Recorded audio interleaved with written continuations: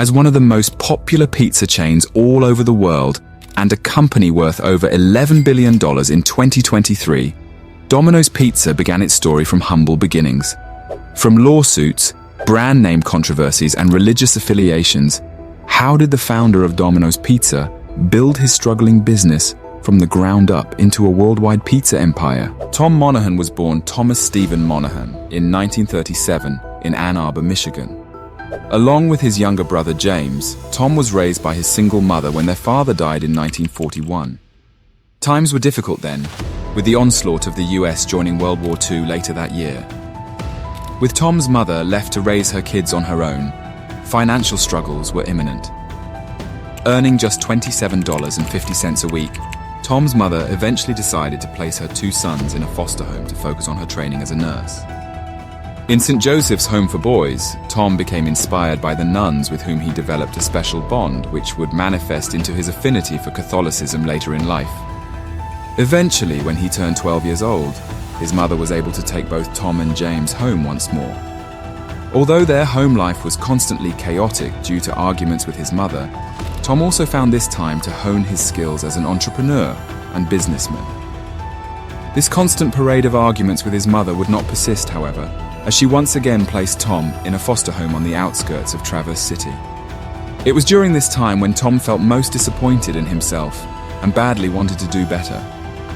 When he moved into his mother's house once more, his reckless behavior persisted, resulting in one arrest for driving his mother's car without permission. After serving his time in prison, Tom fell into the care of his aunt and uncle and attempted once more to enroll at St. Thomas High School. Although he did not have much money, he was able to graduate with a newfound interest in architecture. After graduating high school, Tom enrolled at Ferris State College in Michigan to study architecture. Due to his financial situation, Tom had to work multiple jobs to afford his tuition fees. And although he was denied admittance from his dream school, the University of Michigan, Tom stayed true to trying to lead a better life by joining the US Army to benefit from the educational assistance. During his time stationed in Okinawa, Japan, he developed a habit of reading self-help books that transformed and shaped his mindset. When he was released from duty in 1952, Tom was finally able to attend the University of Michigan while also working as a delivery manager for the Washington News Agency.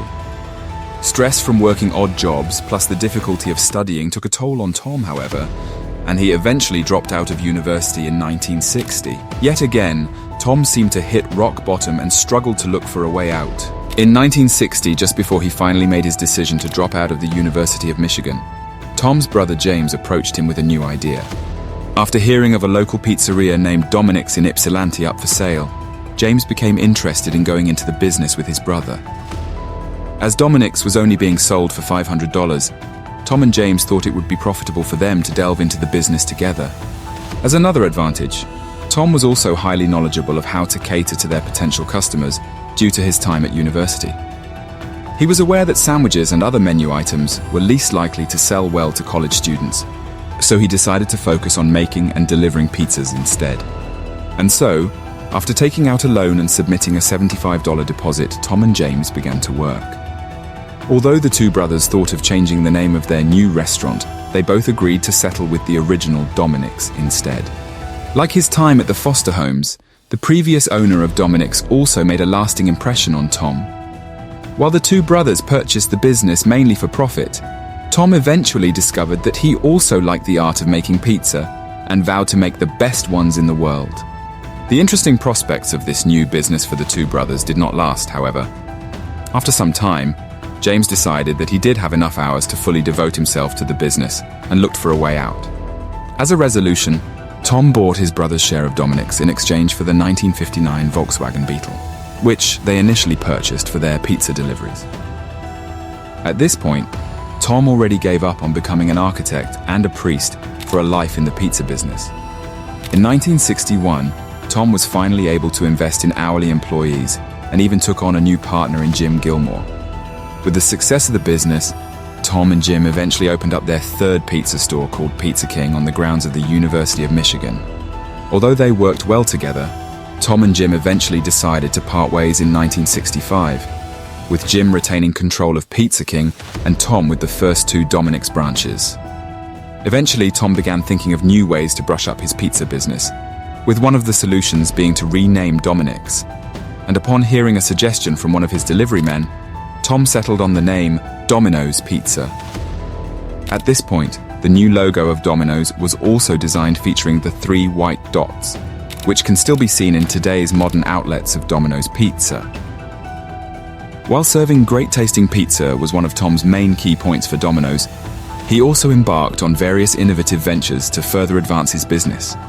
To serve only the best pizza in the area, Tom made sure to set strict rules for the ingredients and procedures to be followed by his employees.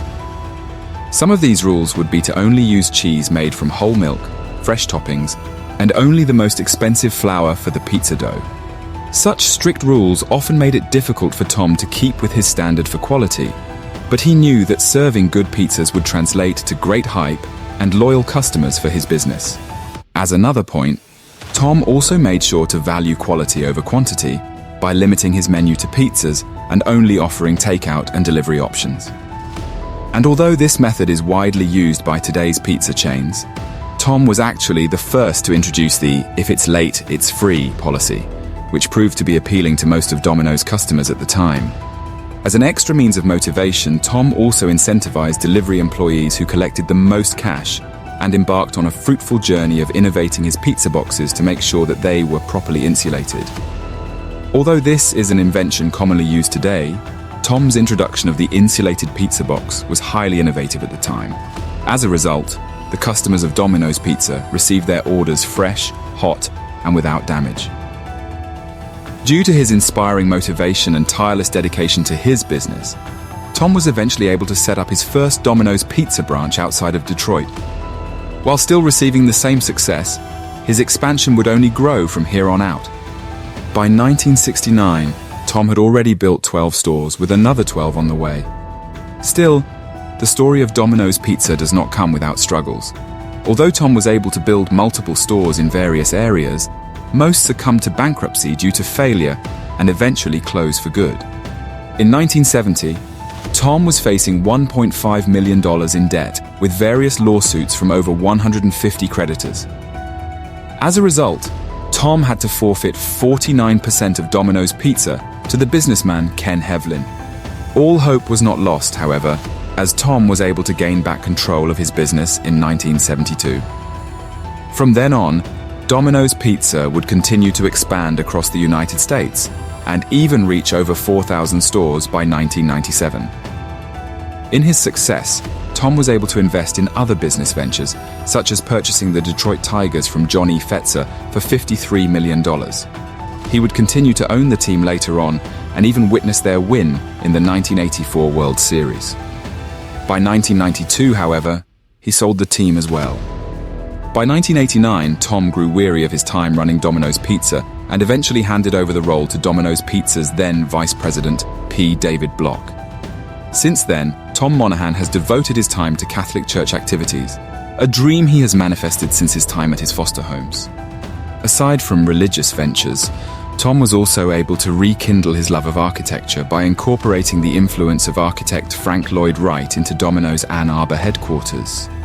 With large donations to Catholic organizations, financing a computerized system at the Vatican, and funding various relief aid missions, Tom was able to inspire the world not just through his work at Domino's Pizza, but also for numerous humanitarian causes. Although Domino's is mainly known for its delicious pizzas, Tom Monahan's influence on the company has left a far wider impact on the industry, even by today's standards. While offering affordable food to thousands of customers from each of their stores alone is a feat to be reckoned with, Domino's Pizza also influences business standards by promoting professional, yet accessible products and job opportunities for everyone. Although selling his controlling interest to Bain Capital in 1998 proved to introduce more financial struggles for Domino's, the company was eventually able to gain back customer loyalty and once again promote quality products and services soon after. As for Tom Monahan, a rekindled interest in the food industry also prompted him to set up a new military-themed burger joint in Knoxville in 2011. Through Gyrene Burger, Tom was able to set up a simpler restaurant reminiscent of Domino's early days. Today, Domino's Pizza is the largest pizza company in the world, with numerous locations in more than 90 international markets. With over 19,800 stores all over the world, Domino's Pizza still uplifts the same ideals proposed by its founder more than 60 years ago. With great attention to product and service standards, Tom Monaghan was able to build a business from the ground up, despite dealing with various struggles in his childhood. From financial troubles and difficulties in schooling, but a willingness to learn and adapt to the ways of business. This is the story of how Tom Monaghan went from being a homeless kid to the world's pizza king.